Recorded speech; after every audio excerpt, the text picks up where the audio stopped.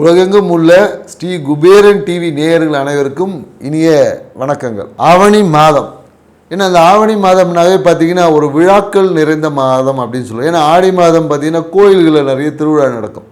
ஆவணி மாதம் பார்த்தீங்கன்னா வீட்டில் ஒரு திருவிழா கோலம் மாதிரி இருக்கும். ஏன்னு வச்சுக்கோங்க, காலபுருஷ தத்துவத்துக்கு 5ஆம் இடத்துல சூரிய பகவான் அவரோட சொந்த வீட்டில் ஆட்சியாக இருக்கிறதுனால இந்த காலகட்டத்தில் பார்த்தீங்கன்னா பூர்வ புண்ணியம் அப்படின்னு சொல்லக்கூடிய நம்மளுடைய பூர்வ புண்ணிய ஸ்தானம் சிறப்பாக இருக்கும்.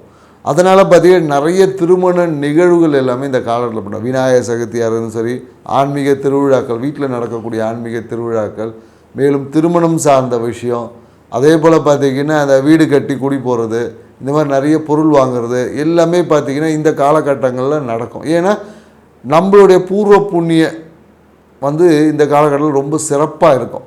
ஸோ அந்த சிறப்பாக இருக்கக்கூடிய ஏன்னா சூரிய பகவான் அவர் வீட்டில் இருக்கும் போதே அங்கே பூர்வ புண்ணியம் பார்த்திங்கன்னா காலபுருஷ தத்துவத்துக்கு வலுவாக இருக்கும்.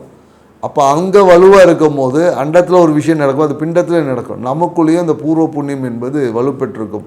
ஏன்னா கடந்த ஆடி மாதத்தில் சூரிய பகவான் பார்த்திங்கன்னா கடக வீட்டில் இருக்கும் போது அது அமாவாசை மாதம் சொல்லுவோம். அந்த காலகட்டத்தில் நமக்கு அதனால தான் நிறைய சக்தி வழிபாடுகளை நம்ம பண்ணி அந்த சூரியனோட தன்மைகளை நாம் பெற்றிருப்போம்.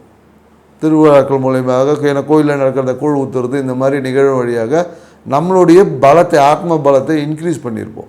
இப்போ ஆத்ம பலத்துக்கு உண்டான சூரிய பகவானை ஒரு தன் வீட்டில் உட்காந்து ஆட்சி பலம் பெறும்போது அப்போ நம்மளுடைய ஆத்ம பலம் இந்த காலகட்டம் அதிகமாக இருக்கிறதுனால தான் இந்த காலகட்டத்தில் நிறைய திருவிழாக்கள் பண்ணுவாங்க. வீட்டில் விழாக்கள், அதாவது விநாயகர் சதுர்த்தி, ஆயுத பூஜை, அப்படியே இந்த மாதத்துலேருந்து கண்டினியூஷன் வந்துக்கிட்டே இருக்கும். அதே போல் மேலும் என்னென்னு வச்சுக்கிங்களேன், குழந்தை பேருக்கு பார்த்திங்கன்னா இப்போ நடக்கக்கூடிய திருமணம் ஆகக்கூடிய அனைவருக்கும் பார்த்திங்கன்னா இந்த குழந்தை பேருக்கு இம்மிடியேட்டாக நடக்கும். ஏன்னா பூர்வ புண்ணியம் சாண வலுவாக இருக்கும் போது குழந்தை பேருக்குள்ள தடைகள் எல்லாம் நீங்கும். குழந்தை பேருக்கு இந்த காலகட்டத்தில் இந்த மாதத்தை ஆவணி மாதம் முயற்சி பண்ணிங்கன்னா குழந்தை பேருக்கான விஷயங்கள் உடனடியாக கிடைக்கும் அப்படின்னு சொல்லலாம். ஸோ திருமணம் செய்யக்கூடிய புதிய தம்பதிகளும் உடனடியாக குழந்தை பேர் என்பது இருக்கும். ஸோ அதனால் இப்படி அற்புதங்கள் நிறைந்த குடும்பத்தில் மகிழ்ச்சியை ஏற்படுத்தக்கூடிய இந்த ஆவணி மாதம் ஒவ்வொரு ராசிக்கும் என்ன மாதிரியான நற்பலனை கொடுக்க போது, என்னென்ன மாதிரி விஷயங்களை நாம் கவனம் பண்ணி சரி பண்ணிக்கணும், சரி பண்ணும்போது நம்ம மகிழ்ச்சி இன்னும் அதிகரிச்சுக்கலாம் அப்படின்ற தன்மையை தான் ஒவ்வொரு ராசிக்கு பார்க்க போகிறோம். வாங்க போகலாம். மிதுன ராசி அப்படின்னாவே என்னென்னாக்கா காலையில் அந்த கோழி கூவுறது அப்படி தான் ஞாபகம் இருக்கும். ஏன்னா மிதுன ராசிக்காரங்க பெரும்பாலும் என்னென்னாக்கா அந்த காலையில் பிரம்ம முகூர்த்தத்தில் எழுந்து தன் பணியை தொடங்குறதுல பார்த்திங்கன்னா இவங்கள மிஞ்சவே முடியாது. அந்த அளவுக்கு எப்பொழுதும் ஒரு சுறுசுறுப்போடவும் பரபரப்போடவும் இருக்கக்கூடிய மிதுன ராசிக்காரங்களுக்கு தான் இந்த ஆவணி மாதம் எப்படி இருக்க போகுதுன்னு நம்ம பார்க்குறோம். ஏன்னா இந்த மாதத்தில் பார்த்திங்கன்னு வச்சுக்கிங்களேன், புதன் மிதுனத்தில் பார்த்திங்கன்னா குரு பகவான் இருக்கார். எல்லாம் சொல்லுவாங்க ஜென்ம குரு வனவாசம் அப்படிலாம் சொல்லுவாங்க. யாரும் இப்போ வனமே இல்லை, எங்கே வனவாசம் போகிறது? ஸோ அப்படிலாம் நம்ம தொழில் ரீதியான சில அழுத்தங்கள் இருக்கும். சூழ்நிலைகள் எல்லாமே உங்களை தேடி வரும். நிறைய பேர் இந்த காலகட்டத்தில் பொருளாதார உதவி கேட்குறது, ஆன்மீகம் சார்ந்த விஷயத்தில் உங்களை முன்னிறுத்துவது, இப்படின்னு அதிகப்படியான வேலை பளு என்பது இந்த காலகட்டத்தில் எல்லா மிதுன ராசிக்காரர்களும் ஏற்பட்டிருக்கும். அப்படி இல்லைனாலும் ஏற்படும். ஸோ பணி சுமைகள் கொஞ்சம் அதிகமாகும். அதே போல் என்னென்னாக்கா பனி சுமை தான் அதிகமாகும், அப்போ வேறு எதுவும் நல்லா நடக்காதா அப்படின்லாம் நீங்கள் யோசிக்கணும். ஏன்னா இந்த காலகட்டம் என்னக்கா என்றைக்கோ போட்ட முதலீடு இப்போ பார்த்தீங்கன்னா வந்துடும். என்றைக்கோ போட்ட ஏதோ ஒரு விஷயத்தில் முதலீடு பண்ணி வச்சுருந்துருப்பீங்க, அந்த பண வரவு வந்திருக்கும் ஆல்ரெடி. அதில் ஏதாவது சிறு சிக்கல் இருந்தாலும் அந்த சிக்கல்கள் தீர்ந்து கண்டிப்பாக முதலீடுகள் வழியாக பண வரவு உண்டு. அதே போல் என்னென்னாக்கா சுற்றுலா போகக்கூடிய வாய்ப்புகள் இந்த காலகட்டத்தில் நிறைய மிதுன ராசிக்காரர். சுற்றுலா போகிறது மூலியமாகவும் பண வரவு ஆதாயம் என்பது இருக்குது. சுற்றுலா போவீங்க, அங்கே ஒரு நபரை சந்திப்பீங்க, அந்த நபர் மூலயமா ஒரு பொருளாதார வரவுகளை ஏற்படுத்தக்கூடிய வாய்ப்புகள் எல்லாமே இந்த காலகட்டத்தில் இருக்குது. ஏன்னா 3ல் பார்த்திங்கன்னா சூரிய பகவான் இருக்கார். அப்போ 3ல் சூரிய பகவான் இருக்கும்போது என்னக்கா புதிய அரசியல் தொடர்புகள் எல்லாமே இருக்கும். அரசியலில் இருக்கிறவங்களுக்கு இந்த காலகட்டத்தில் பார்த்திங்கன்னா அவங்களுடைய பெருமை வளர்ச்சி என்பது மிகவும் அபரிவிதமாக இருக்கும். புதிய அதிகாரிகளின் தொடர்பு கிடைக்கும். புரியுதுங்களா? ஸோ புதிய அதிகாரிகள், அரசில் உயர் அதிகாரிகள் இருப்பாங்க இல்லையா, ஐஏஎஸ், ஐபிஎஸ், இந்த மாதிரியான புதிய அந்த உயர் அதிகாரிகளின் நட்பு கிடைப்பதற்கான சாத்தியக்கூறுகள் இருக்குது. அதே போல் மேலும் பார்த்திங்கன்னா இந்த காலகட்டத்தில் என்னென்னா, அந்த மிதுன ராசிக்காரங்களுக்கு வாகனம் சார்ந்த விஷயம், பொருட்கள் சார்ந்த விஷயத்தில் ஏதாவது ஒரு விரயங்கள் எல்லாமே ஏற்பட்டிருக்கும். இந்த காலகட்டத்தில் கொஞ்சம் வாகனத்தில் போகும்போது இல்லை வாகனத்தை வாங்கும் போது ஏதாவது உடைவது, பிரச்சனை ஏற்படும். இந்த மாதிரியான பாதிப்புகள் வழியாக சில விரயங்கள் ஏற்படும். மன மகிழ்ச்சி கெடும்.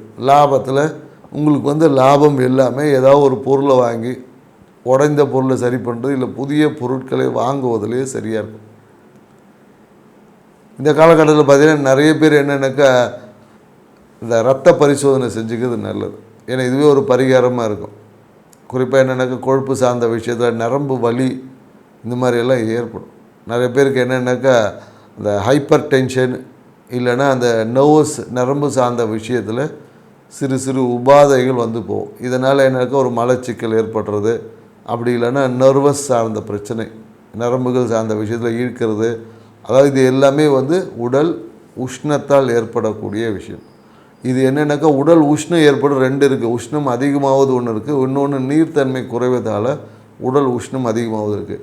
இவங்க உடம்பில் நீர்த்தன்மை, நீர் சத்து குறைவதால் இவங்களுக்கு இந்த ஜீரண குறைபாடு எல்லாமே ஏற்படும். ஸோ அதனால் கொஞ்சம் நல்லா இந்த காலகட்டத்தில் நிறைய ஜூஸு அந்த மாதிரி எல்லாம் குடிச்சிங்கனாவே உங்களுக்கு வரக்கூடிய உபாதைகள்லேருந்து உங்களை தற்காத்து கொள்ள முடியும்.